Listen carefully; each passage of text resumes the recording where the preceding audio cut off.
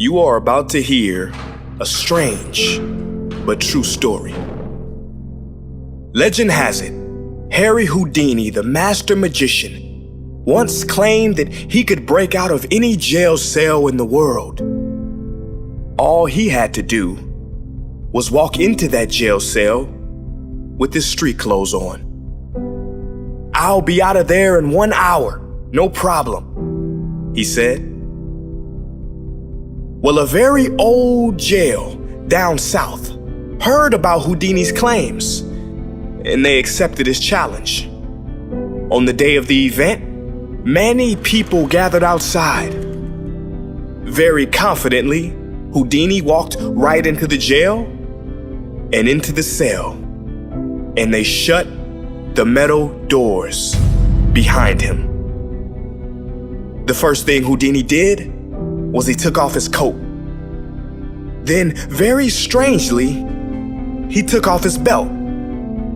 Secretly hidden in Houdini's belt was a 10-inch piece of steel, very tough and very flexible, and Houdini started working. In about 30 minutes, that confident expression Houdini had when he walked in disappeared.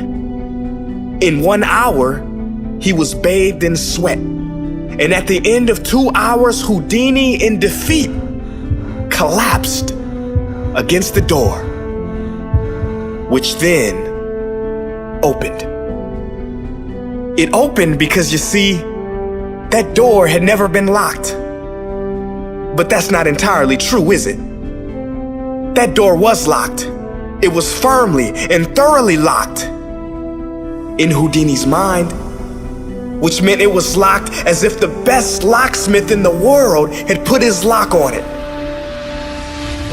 The mind is powerful. How many doors in your life do you think are locked but aren't?